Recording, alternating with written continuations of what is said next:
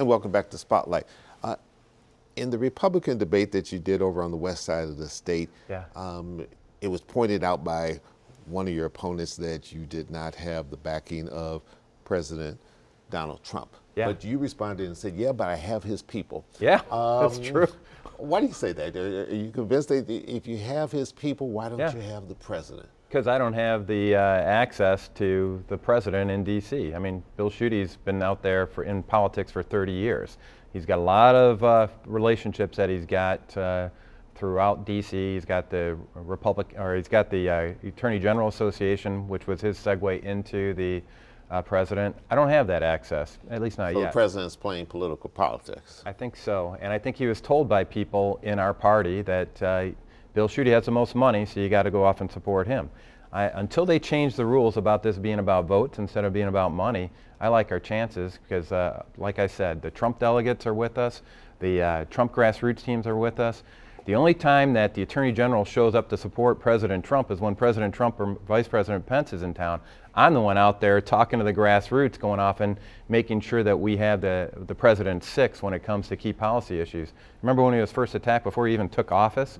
I was out there defending the president, and I actually helped him with his transition team as well.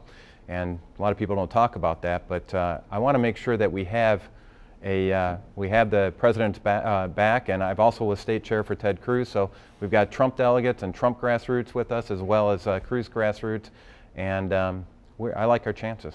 Of the endorsements that you have, which one says the most about State Senator Patrick Colbeck? The more I get to know Bob Lutz, his endorsement for me is probably one of the best representative endorsements because he highlights, and if you know Bob Lutz in his career, I mean, I've interviewed him. He's gone against the grain a few times in his political career, and he loves innovation. And the best part about Bob Lutz is that he converts innovation into application. He doesn't just go off and have wild ideas, he actually makes it happen.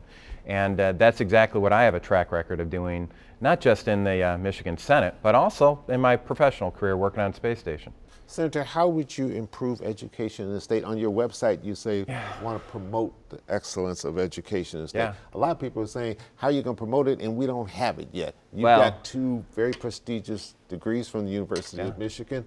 How will you make us a top 10 education state? Number one, get the feds, get the state government agencies out of education, stop micromanaging the classroom, focus education back again on parents and teachers and students, and eliminate Common Core once and for all. Actually, in the wake of us, the State Board of Education putting that into play before I got into office back in 2010, we've done nothing but decline in our test scores around math and English language arts. It's time to get off that downward spiral and get it back into the hands of teachers that right now are just being forced to go off and test and test and test because they got to feed the upstream monsters out in Lansing, out in DC to give them data to control the classroom. No, ultimately, I was on the Senate Education Policy Committee for quite a few years, and it was evident that the only time that any of these failing schools turned around is when the community got up and said, not on my watch. It's when the parents and the teachers and the students said, not on my watch. And that's what I want to go off and make sure they have the tools that they need to succeed, but we're not going to micromanage them anymore. You're a strong opponent of the Second Amendment. Let's look at gun safety in schools. Current legislation trying to work its way through the Michigan Senate. You support it, the $120 million that they're talking about? I supported before that ever came through, I was actually chair of the state police budget where we put together a grant program for school safety. That was back in 2014, so now they're just putting that program on steroids. But I want to make sure everybody understands too that there's two different scenarios. We really want to make our kids safe. There are two different scenarios that played out most recently in Parkland and out in Maryland. So remember what happened out in Parkland. We had a gun-free zone where one of the teachers, Coach Heiss, actually used himself as a human shield to protect 4 kids, and he died in that.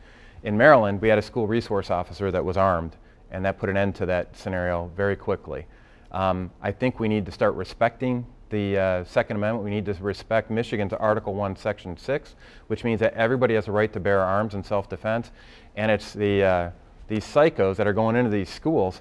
They're going into there because they know nobody's going to fight back, and we need to make sure that they've got a little bit of uncertainty going in there. Right. School-free, gun-free, School zones, some have talked about trying to get rid of that because that's where people go and shoot people up. Yeah, 98.7% of mass killings actually occur in gun-free zones. You remember the Aurora, Colorado shooting? Mm-hmm. There were like 7 theaters in the general vicinity of where that guy was. He went to the one that was a gun-free zone. He didn't go to the one with the most people in it. He didn't go to the one closest to him. He went to the gun-free zone. They like preying on defenseless people. That's why they usually start off killing animals, defenseless animals. And we need to highlight that, no, there's going to be a good guy with a gun to fight back. Yes or no, you're comfortable with teachers packing guns? I'm comfortable with every citizen having the right to bear arms in self-defense. All right, we need to take another break. We'll hurry right back. Stay with us.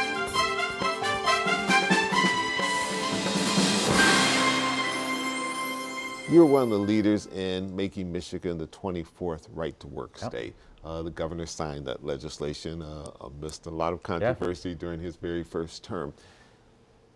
Has it worked from your point of view, or is it still too early to tell? No, absolutely it's worked. Actually, if you look at the employment figures in Michigan, the hockey stick starts going upwards in 2012 timeframe, and just at the tail end of that. So it was anticipation of it being passed as well as the actual passage.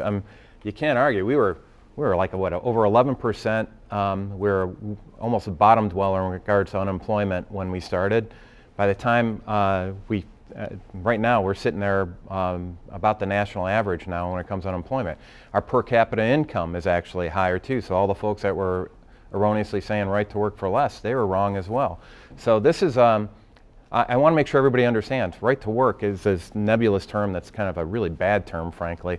All it is giving workers a choice. If they're happy with the leadership they're getting out of their union representation, then they're going to go off and pay for that representation. But if they're not, if they're serving other goals, like maybe pushing politics instead of actually developing skilled trades and representing their best interests with the employer, then they should have the right to leave that organization. You want to make it easier for parents who don't want to give vaccinations, certain vaccinations to their kids to come to school. Well, isn't that dangerous?